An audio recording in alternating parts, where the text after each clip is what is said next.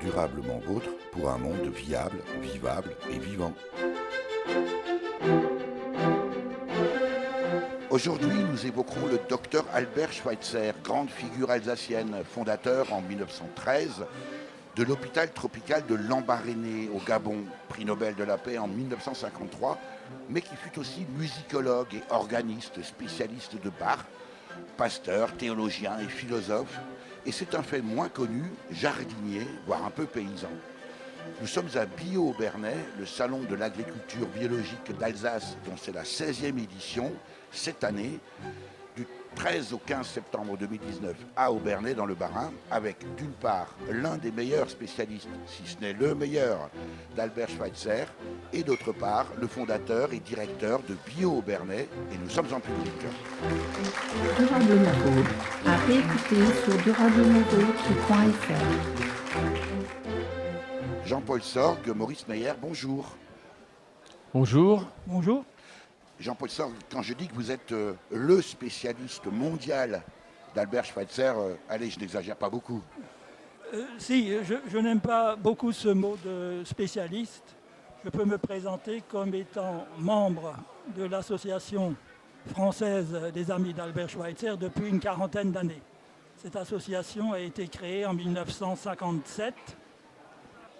De telles associations existent au fond dans tous les pays d'Europe ou existaient, sont encore bien représentés en Suisse, en Allemagne et en France, ou je dirais plutôt en Alsace. Alors l'association a deux objectifs: faire connaître l'œuvre intellectuelle, spirituelle d'Albert Schweitzer et également soutenir son œuvre humanitaire, l'hôpital de Lambaréné au Gabon. De Schweitzer, il faut savoir qu'il a eu le prix Nobel 1952 pour son œuvre et plus particulièrement pour son action humanitaire en Afrique. Et il est, je crois, un des pionniers de l'action humanitaire, et cela au début du dernier siècle, puisqu'il est parti en 1913 sur une station missionnaire, mais essentiellement comme médecin, pour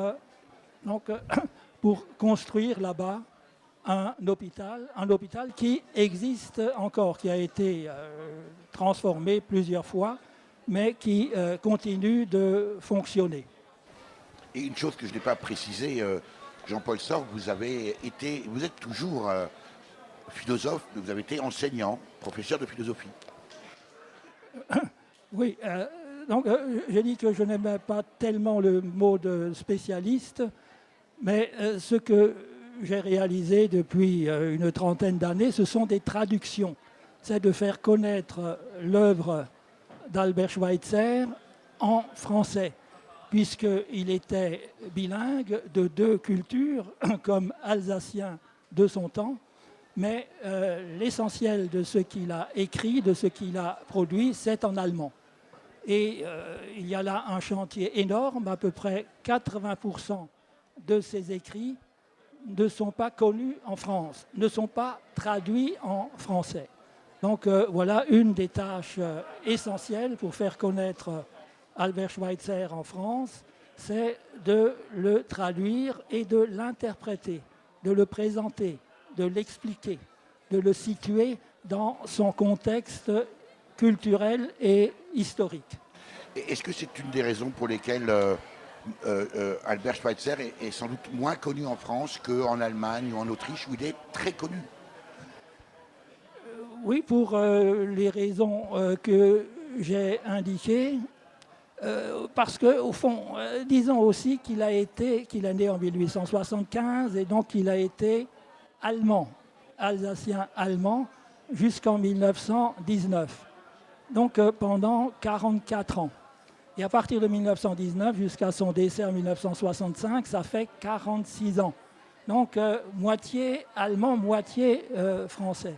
Mais lui-même se définissait avec un certain humour comme étant un homme de Günzbach, dans la vallée de Münster, là où il a passé son enfance et où il a également en 1928 fait construire une maison qui est devenue un musée et qui est en train d'être rénovée et d'être agrandie et qui ouvrira en janvier, donc l'an prochain. Et donc un homme de Günzbach est citoyen du monde.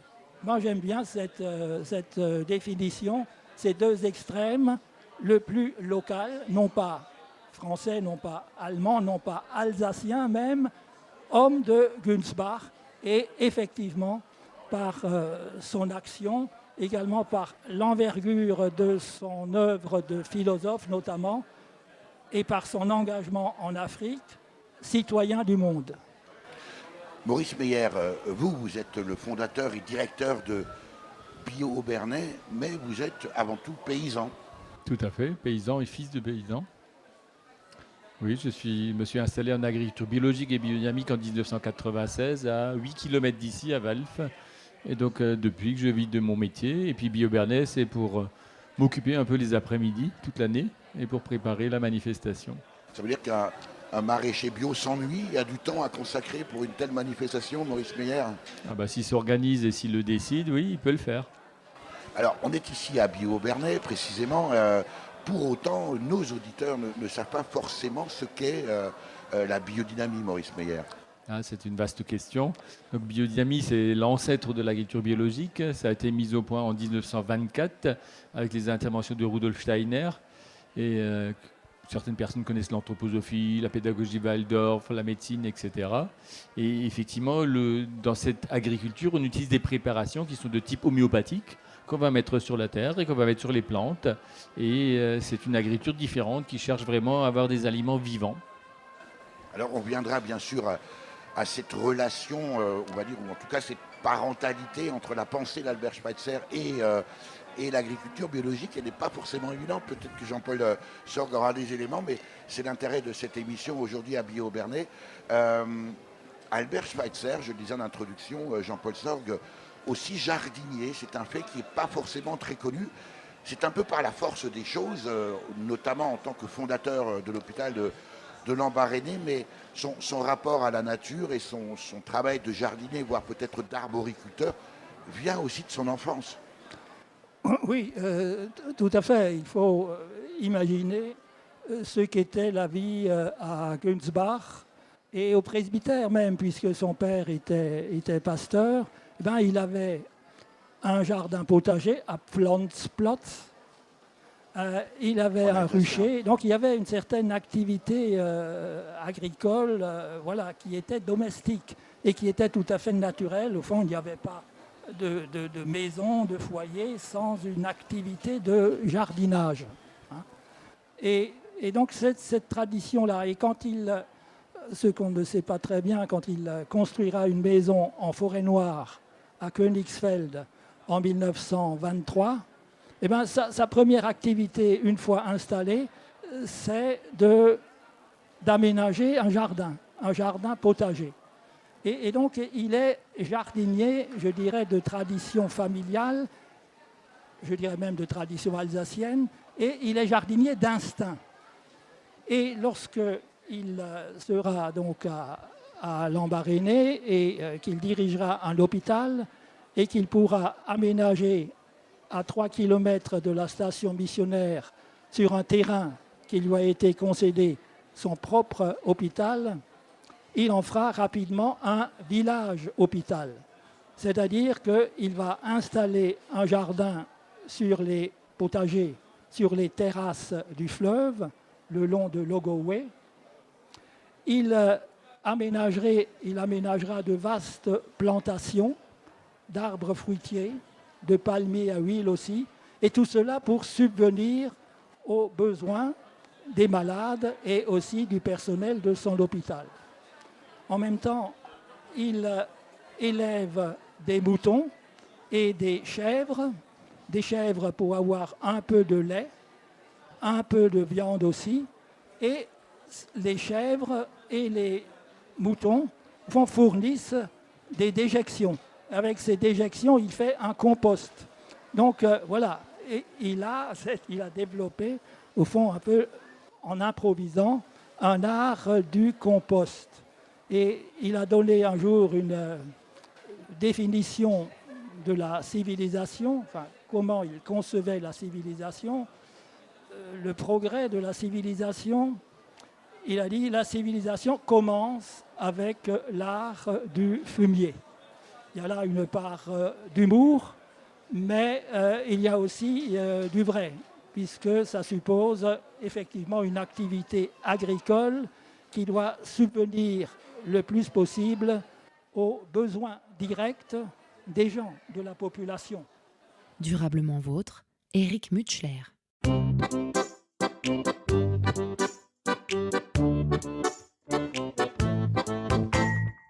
Toute l'année, même les jours fériés, sous la pluie, la neige ou le vent, notre passion, notre métier se vit au milieu des champs, à la fraîche au petit matin. Le coq nous clame ses chansons l'année prochaine. Oui, c'est certain, il remportera l'Eurovision. On ne redoute pas le labeur, pour le pire, pour le meilleur. La terre est au fond de nos cœurs, car nous sommes agriculteurs.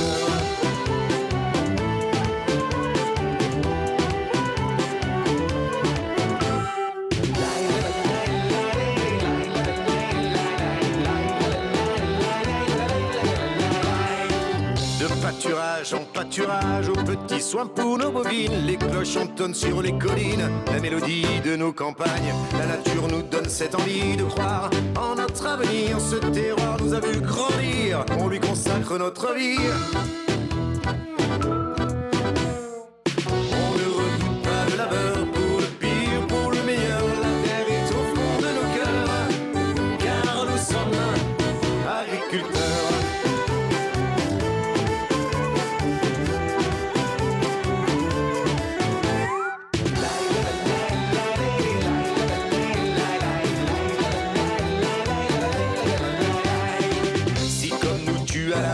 Tu peux venir, la ferme est ouverte, surtout ne te fais pas de ville. On ne va pas trier les lentilles à côté du puits envolé. Avec le coup déjà levé, y aura Jim, notre vedette. On t'attendra devine à la buvette. On se couchera à point d'heure, sans le pire, juste le meilleur. La terre est au fond de nos cœurs, car nous sommes agriculteurs, agriculteurs, agriculteurs. Agriculteurs, agriculteurs, agriculteurs, agriculteurs, agriculteurs, agriculteurs, agriculteurs.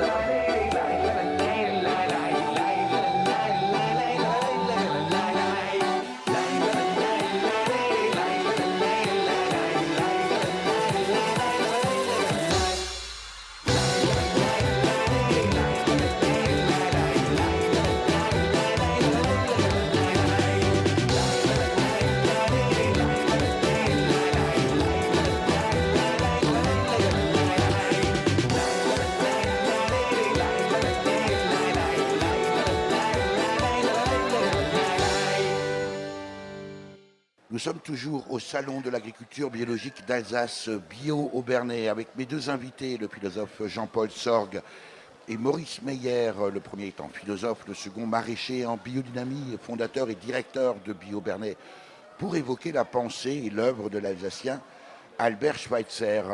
Albert Schweitzer, Maurice Meyer, ça vous parle, d'autant que vous connaissez personnellement l'hôpital de Lambaréné. Oui, Albert Schweitzer, en tant qu'Alsacien, on connaît Albert Schweitzer quand même. Si un endroit en France il est connu, c'est vraiment par chez nous. J'ai déjà visité le musée, je suis allé sur place, donc, mais ça remonte. Et effectivement... Quand vous dites sur place, Maurice Meyer, c'est à Lambaréné. Pardon ? Quand vous dites sur place? Non, je suis allé sur place donc en Alsace, visiter ce qui était lié à Albert Schweitzer. Et puis en 1989, je suis parti d'ici en stop. Je suis descendu en Afrique du Sud, tranquillement en stop. Et je me suis arrêté à Lambaréné en cours de route parce que c'était sur ma route. Et donc j'ai pris quelques heures pour aller visiter l'hôpital à Lambaréné et puis prendre contact avec cette œuvre d'Albert Schweitzer. Alors comme on est aujourd'hui à Bio-Aubernais, Maurice Meyer, vous allez être le fondateur.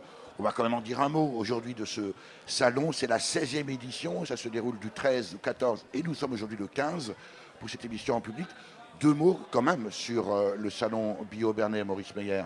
BioBernay, ça a été créé pour faire la promotion de l'agriculture biologique et d'un style de vie différent. Donc effectivement, 16e édition. L'objectif, c'est de soutenir les producteurs, les transformateurs bio, parce que c'est un sacré travail. Et effectivement, derrière, il faut qu'il y ait des consommateurs qui soutiennent ces actions, sinon ça ne marche pas. Quand on est producteur, c'est bien d'avoir des consommateurs, ça crée un équilibre pour les choses. Et ce salon y participe. Jean-Paul Sorgue, vous êtes le spécialiste, un des grands spécialistes d'Albert Schweitzer. Le thème aujourd'hui de BioBernay, le thème 2019 de cette 16e édition BioBernay, c'est où est l'essentiel.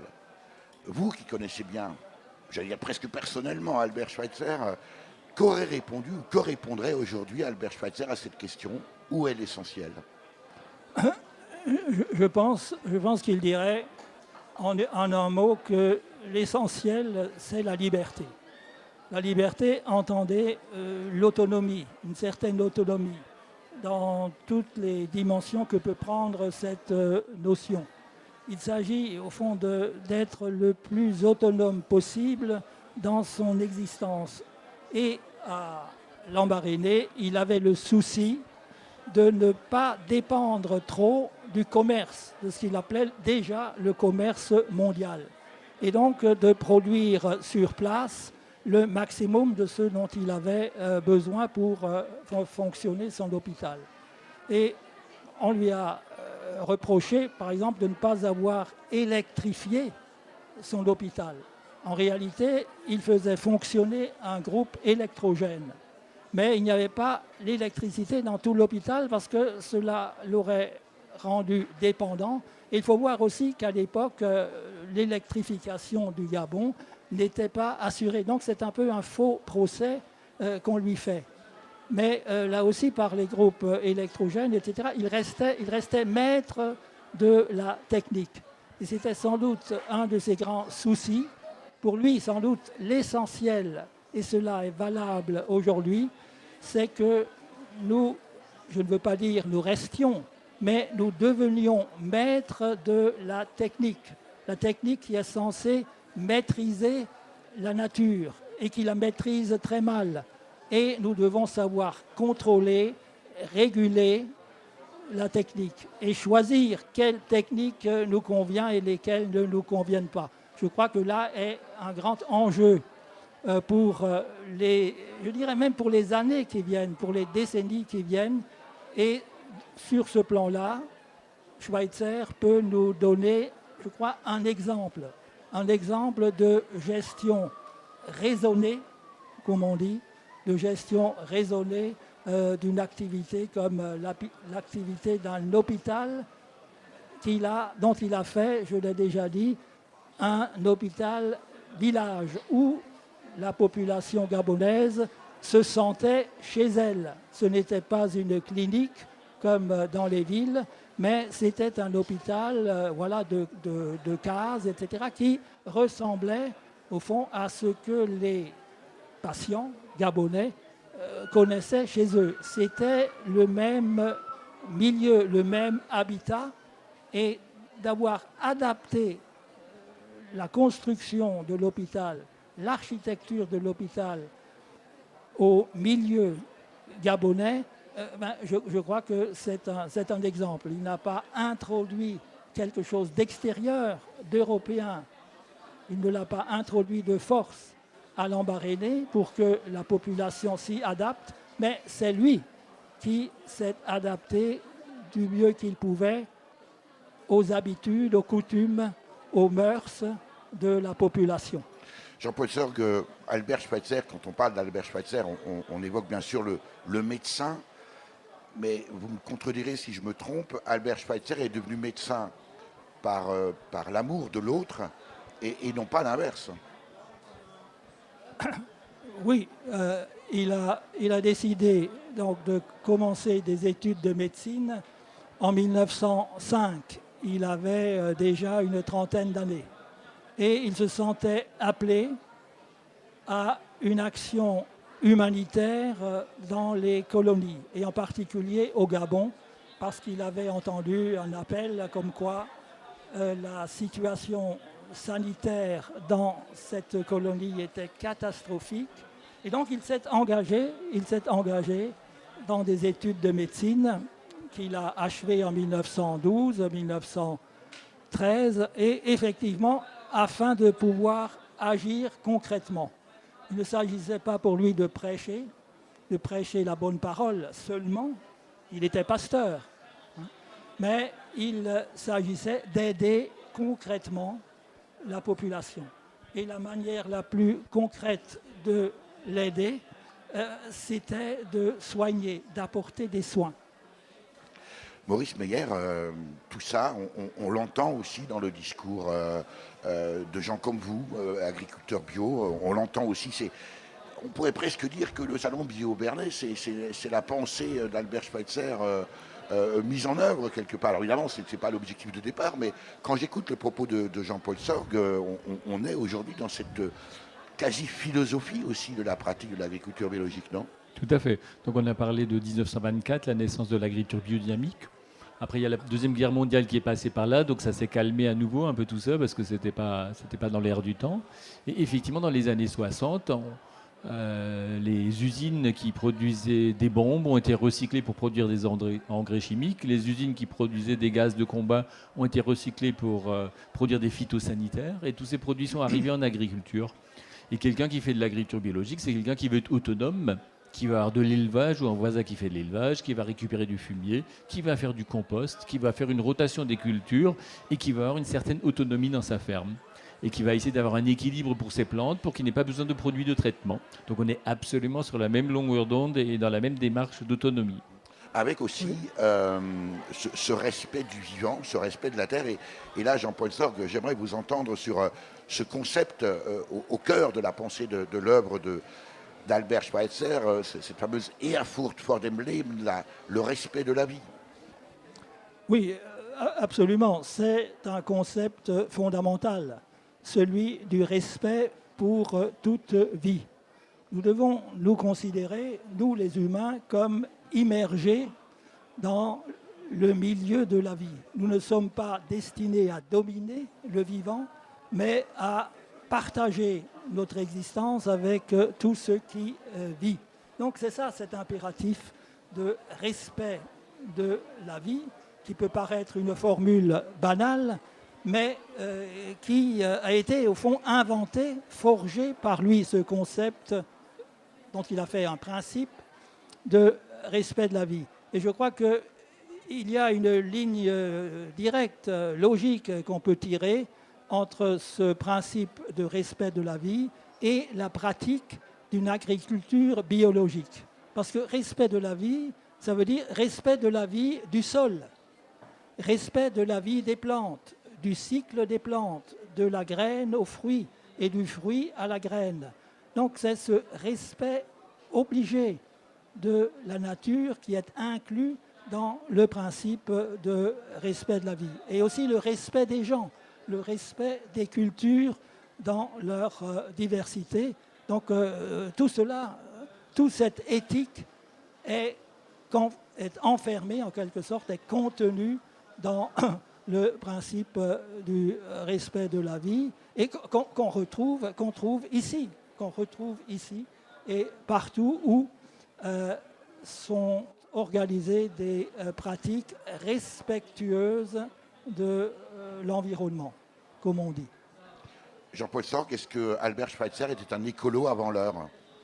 Oui, alors le mot même d'écologie n'existait pas encore, ou n'était pas en usage dans les années, même vers la fin de sa vie, dans les années 60, mais on peut le considérer effectivement, grâce à ce principe de respect de la vie, comme un pionnier ou un précurseur de la pensée écologique. Et concrètement, dans son hôpital, il a été également un praticien de l'écologie.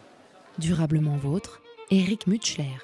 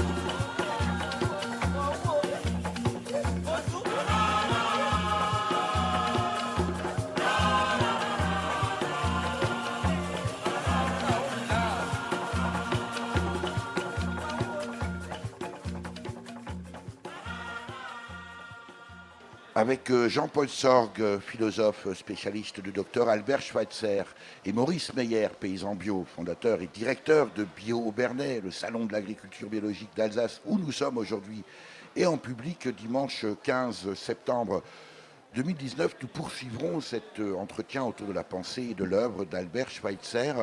Je voudrais revenir avec vous, Maurice Meyer, sur ce que vient de dire Jean-Paul Sorgue. Toute cette philosophie, toute cette pratique, on la retrouve, mais un peu plus dans le détail. J'aimerais que vous rentriez un peu dans le détail de cette pratique de maraîchage biodynamique que vous utilisez, vous, au quotidien. Avec une question qui m'est venue en écoutant Jean-Paul Sorgue tout à l'heure. Est-ce qu'on enseigne Albert Schweitzer dans les écoles d'agriculture? C'est une très bonne question et je vous remercie de l'avoir posée, mon cher Eric. Je ne pense pas qu'au cours de mes études agricoles, j'ai passé 6 ans dans les écoles d'agriculture, on m'a jamais parlé d'Albert Schweitzer. Je connais Albert Schweitzer parce que je suis alsacien, parce que j'ai visité. Et donc, au niveau agriculture, on n'en parle pas. Ça, c'est clair. Maintenant, on a vu qu'on était très proches. Et donc, si vous voulez quelques explications complémentaires par rapport à la biodynamie, effectivement, c'est à peu près les mêmes périodes. Hein. Et donc, Rudolf Steiner pensait la même chose pour l'autonomie des fermes. Et effectivement, lui, il n'a pas pratiqué, mais il a donné des conseils très pratiques, très précis pour rendre les fermes complètement autonomes. Et ce qu'il disait, c'est que tout ce qui vient de l'extérieur, c'est comme les médicaments que vous prenez. Donc, normalement, c'est vraiment quand vous en avez besoin, quoi. Maintenant, nous sommes en 2019. L'agriculture très moderne dans nos pays, c'est des tracteurs, c'est des machines, c'est tout ça. On appelle des intrants. C'est des intrants. Et donc, on est très loin de l'autonomie énergétique. Ça, c'est sûr. Donc, mais nous sommes en 2019 et donc il y a très peu de gens qui sont capables ou qui aimeraient bien revenir à l'âge où on fait tout à la main parce que l'agriculture reste quand même un métier qui peut être relativement pénible et relativement dur physiquement. Et on se rend compte qu'en 2019, les gens ne sont plus aussi résistants qu'au siècle dernier. Jean-Paul Sorgue, on a évoqué Albert Schweitzer, bien sûr, médecin, théologien. On n'a pas encore beaucoup parlé de sa pratique de musicien. Mais j'aimerais aussi, tout à l'heure, je vous ai posé la question de savoir si Albert Schweitzer était un écolo avant l'heure. Il était aussi, avant l'heure, un antinucléaire farouche. Oui. Donc, il a obtenu ce prix Nobel de la paix. Alors, on pense souvent qu'il a obtenu ce prix Nobel pour son combat contre l'armement et contre les expérimentations nucléaires. En réalité, il a profité de la notoriété que lui donnait ce prix Nobel de la paix, qui a été décerné, je l'ai dit tout à l'heure, pour son œuvre humanitaire. Il a profité de cette notoriété pour s'engager dans le combat vital contre les expérimentations nucléaires auxquelles se livraient les deux grandes puissances de l'époque, les États-Unis et l'Union soviétique. Et donc, je dis souvent, Nobel oblige. Et donc, il s'est lancé résolument dans ce combat. Et il a prononcé en 1958 3 discours sur Radio Oslo, 3 discours retentissants qui ont été réunis sous le titre « Paix ou guerre atomique ». Donc, c'était son grand combat et je dirais que c'était sa hantise. Il avait déjà, en 1958, 83 ans. Mais je vois un Schweitzer, un octogénaire angoissé par l'évolution, par la marche du monde. Il a eu cette formule qui a été placée en exergue à un des premiers grands livres qui alertait sur les dangers de la pollution. Un livre de l'américaine biologiste Rachel Carson, Silent Spring, printemps silencieux, plus d'oiseaux, parce qu'il n'y a plus d'insectes, parce que les insectes ont été décimés, détruits par les pesticides, les insecticides, etc. Printemps silencieux, 1962. Ce qui me frappe depuis à peu près 2 ans, dans mon village, c'est qu'on n'entend plus tellement d'oiseaux. Effectivement, la population des oiseaux s'est effondrée. Et Schweitzer a pu prévoir cela et c'était donc une de ses angoisses. Et il avait cette formule l'homme a perdu l'aptitude à prévoir et à prévenir. Il finira par détruire la Terre. 1962. Vous voyez, c'est vraiment une parole qu'on peut considérer comme prophétique. En tout cas, visionnaire.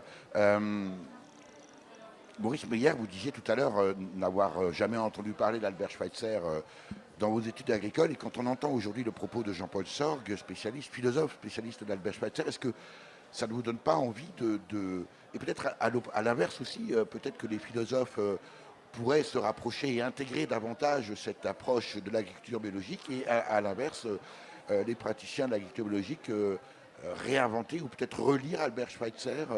Est-ce qu'il n'y a pas là quelque chose, des passerelles à créer entre ces deux univers ? Donc je rejoins ce que disait mon voisin. Effectivement, la pensée écologique n'existait pas à l'époque et sûrement qu'Albert Schweitzer est un précurseur de cette pensée. Entre-temps, la pensée a bien évolué. Je pense qu'en 2019, plus personne ne conteste les problèmes des pesticides, plus personne ne conteste la disparition des insectes. On sait que Schweitzer et Einstein étaient amis, ils échangeaient. Donc Einstein, avec tout son savoir, a aussi parlé de la disparition de l'être humain. Si on continue à détruire les abeilles, les insectes, les pollinisateurs, effectivement, c'est le début de l'effondrement de la civilisation. On en parle de plus en plus. Nous sommes là aujourd'hui à Biobernais pour faire la fête et non pas pour être pessimistes, mais on se rend compte que si tous ces gens revenaient aujourd'hui, 50 ans plus tard, ils retrouveraient la planète dans une situation beaucoup plus terrible que ce qu'ils auraient pu imaginer. Donc l'heure est grave, je disais, et effectivement mon objectif depuis 25 ans, c'est de faire des choses qui vont dans le bon sens, même si c'est un tout petit peu, et effectivement c'est ce qu'on invite aussi à nos visiteurs, c'est de prendre conscience et faire un pas dans le bon sens. Jean-Paul Sorgue, tout à l'heure, vous avez expliqué ce que dirait probablement Albert Schweitzer au regard de la question où est l'essentiel, si on lui posait la question aujourd'hui. Albert Schweitzer était incontestablement un homme d'action, d'où lui venait cette incroyable énergie, cette incroyable capacité à produire à la fois des œuvres philosophiques, mais des œuvres de musicologie. C'était un musicien, un spécialiste de Sébastien Bach, de renommée mondiale, médecin, pasteur. C'est inouï quand on lit simplement la pensée d'Albert Schweitzer. Oui, c'est étonnant, on en fait souvent la remarque. C'était véritablement, on le dit en allemand, un Universalmensch.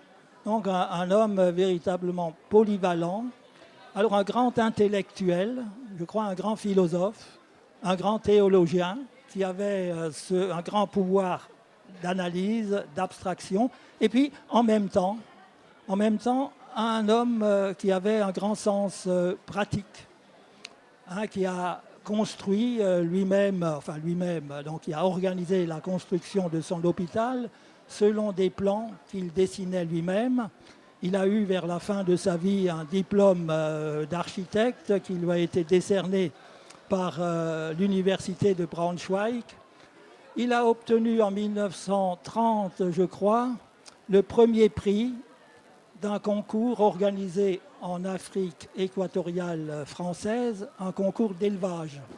Et pour son élevage des moutons, il a obtenu le premier prix. Et on dit que c'est la distinction dont il était le plus fier. Ma couleur préférée, c'est le vert. Ouais, c'est vrai qu'elle a bien changé la terre. Le feu de bois qui réchauffait nos pères est remplacé par le nucléaire. C'est pas demain, je le sais bien, mais dans mon cœur de réacteur, j'ai envie d'y croire. C'est pas demain, je le sais bien, mais j'entends déjà les trompettes de notre victoire. Quand on fermera face à l'âme, les vieux auront des dents, les jeunes n'auront plus de problème, rien ne sera plus vraiment comme avant. Quand on fermera face à l'âme, on entendra le bruit du vent qui souffle dans nos oreilles. Mais putain, ça que c'est important. La la la la.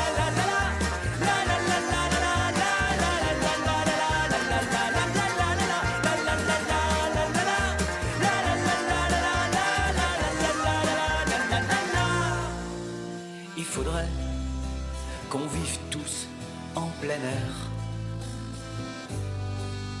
sans besoin de crème solaire. Ouais, je sais, il y a la société à refaire. Et ça, les Chinois et les Ricains, là, ils veulent pas le faire. C'est pas demain, je le sais bien, mais dans mon cœur de réacteur, j'ai envie d'y croire. C'est pas demain, je le sais bien, mais j'entends déjà les trompettes de notre victoire. Quand on fermera un fait célèbre, les vieux auront des dents, les jeunes n'auront plus de problème, rien ne sera plus vraiment comme avant. Quand on fermera un fait célèbre, on entendra le bruit du vent qui souffle entre nos deux oreilles. Et putain, ça que c'est important. La la la la la la la la la la la la la la la la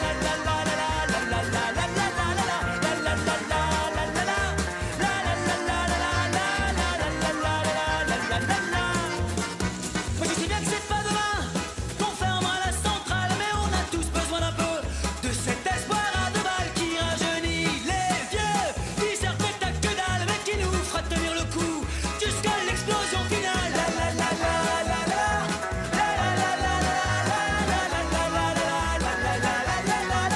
Ouais, c'est ça. La la la la la la la la.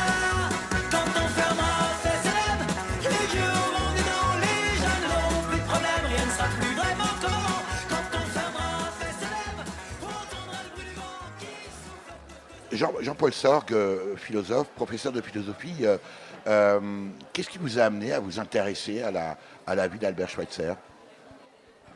Oui, je veux dire que, au fond, personnellement, je suis venu à Albert Schweitzer, au fond, par l'écologie, par un engagement écologique. Dans les années 70, là, j'étais jeune, je militais contre la centrale nucléaire de Fessenheim. Et c'est là que j'ai vu la brochure, que j'ai découvert la brochure Paix ou guerre atomique. Et j'ai commencé à le lire et j'ai vu que sa pensée correspondait exactement au mouvement écologique et à cette nécessité de transformer notre civilisation. Donc j'ai découvert le penseur un peu dans le sillage de mon engagement, qui était même politique à l'époque, mon engagement d'écologiste. Aujourd'hui, vous êtes toujours encore très engagé au sein des différentes associations, il n'y en a pas tant que ça non plus, qui continuent à faire vivre la pensée d'Albert Schweitzer, Jean-Paul Sorgue. Oui, donc faire vivre la pensée d'Albert Schweitzer, c'est essayer de l'enseigner, de l'introduire dans les écoles, dans les collèges et les lycées. Le 23 septembre va être organisé à Guebwiller un festival bilingo. Bilingo, c'est pour promouvoir le bilinguisme, un enseignement bilingue. Et cette fois-ci, c'est le 13e festival bilingo. Il est placé sous le signe d'Albert Schweitzer. Quant à vous, Maurice Meyer, vous avez toujours été paysan. Oui, bien sûr, fils de paysan, même si je n'ai pas fait que ça dans ma vie. Vous dites bien sûr aujourd'hui, alors vous n'êtes plus tout jeune, même si vous êtes encore bien sûr dans la force de l'âge, mais il y a aujourd'hui beaucoup, par exemple, de maraîchers qui sont des néo-ruraux. Vous dites bien sûr, c'est pas forcément évident. Rien n'est évident. Ce qui est magnifique de nos jours, c'est qu'il y a des milliers de jeunes qui s'intéressent à nouveau à l'agriculture. Donc il y a des jeunes de 20 ans, 30 ans qui ne rêvent que d'une seule chose, quitter leur ville, quitter leur métier pour faire du maraîchage. Nous, il y a 30, 40 ans, on avait honte d'être fils d'agriculteur, on le cachait. On avait honte de dire à nos amis qu'on allait au lycée agricole et qu'on allait reprendre la ferme un jour. Donc les choses ont beaucoup changé et ça, c'est magnifique. Et vos parents, agriculteurs, étaient déjà dans à la fois l'agriculture biologique et voire même la biodynamie, Maurice Meyer? Pas du tout, pas du tout. Donc c'est un vrai combat familial pour arriver à passer vers quelque chose de naturel, du bio. Et la biodynamie, je crois qu'ils n'ont jamais compris ce que je trafiquais là. Ça veut dire des repas de famille animés, une transition pour le coup compliquée? Non, j'étais connu pour ma liberté de penser dans la famille, et donc pour quelqu'un qui faisait ce qu'il voulait quand il voulait, qui partait faire un tour de France à cheval, qui partait faire le tour des États-Unis en stop, qui partait en Afrique du Sud en stop. Quand je racontais ça au départ, tout le monde me prenait pour un fou, et je finissais toujours par le faire. Donc à partir du moment où je leur ai annoncé que j'allais faire de la lecture biologique et biodynamique, plus personne n'a osé dire quoi que ce soit. L'invité de Durablement Vôtre, coup de gueule ou coup de cœur?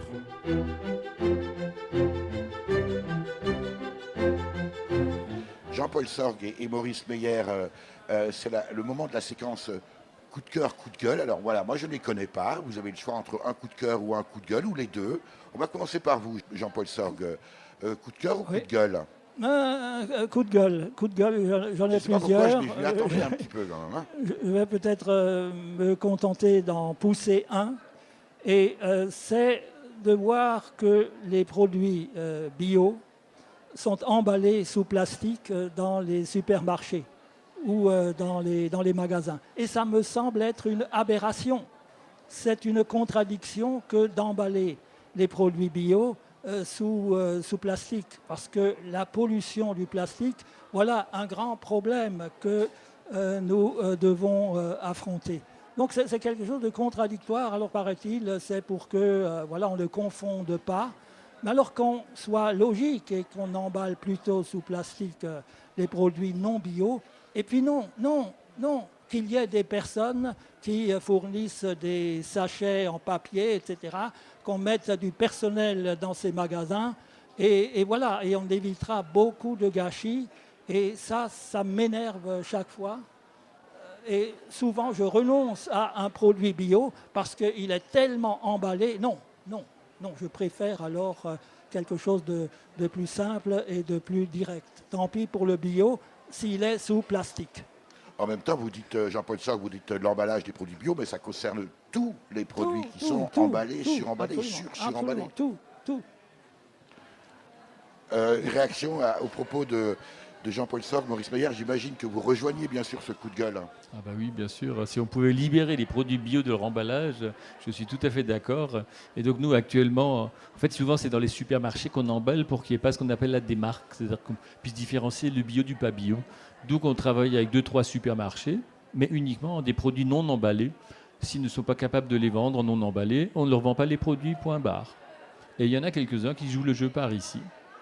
Alors, c'est à votre tour, coup de cœur, coup de gueule, Maurice Meyer. Coup de cœur, bien sûr, coup de cœur.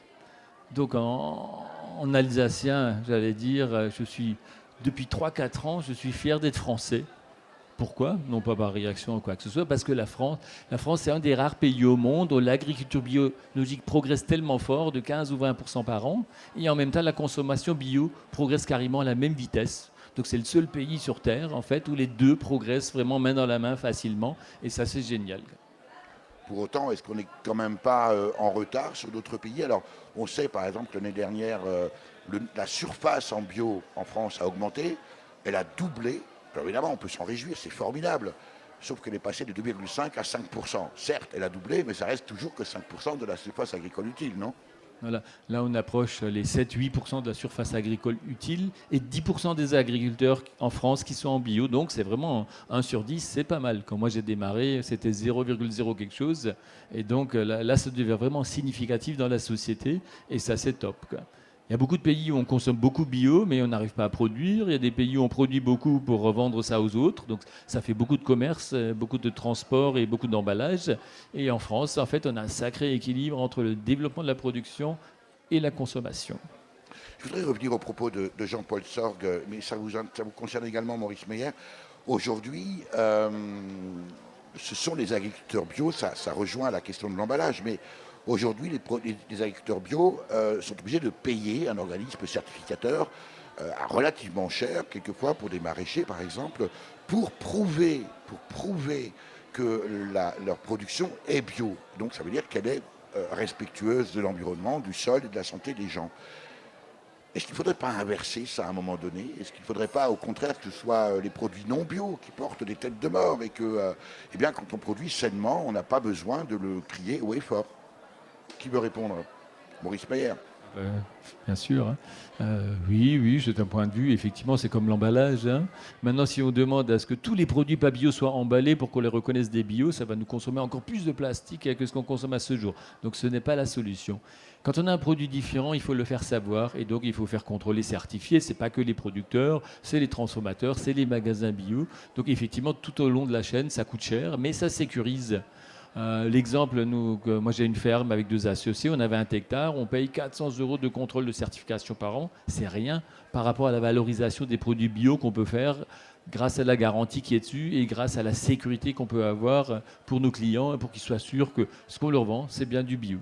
Donc pour moi, c'est pas grand-chose. Encore qu'on pourrait se dire que pour l'instant, on parle d'agriculture conventionnelle pour évoquer l'agriculture chimique, peut-être que demain, et Jean-Paul Sorgue ne me démentira pas, peut-être que demain, l'agriculture conventionnelle sera l'agriculture biologique. Un dernier mot aux uns et aux autres, mais là aussi, probablement plus pour vous, la question, Maurice Meyer. Faut-il craindre le bio industriel ? À partir du moment où un marché se développe, ce qui est le cas de la bio en France, se développe beaucoup, très vite, il y a toujours une segmentation du marché. C'est-à-dire une partie des consommateurs vaut des choses très strictes, d'autres parties moins regardantes.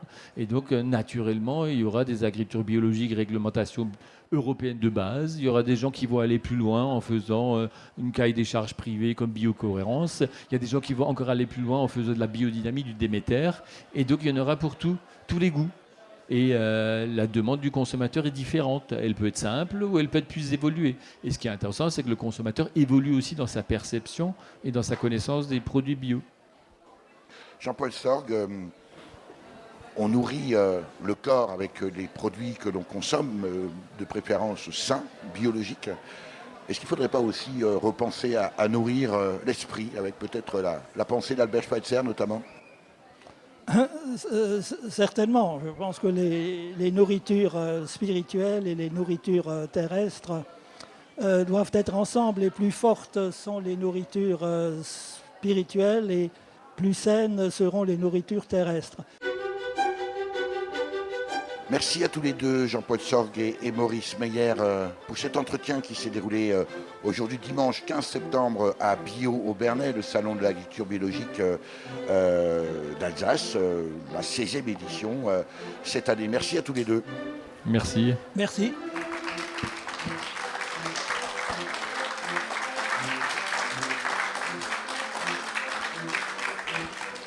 Merci aussi au public venu assister à cette émission enregistrée sur place.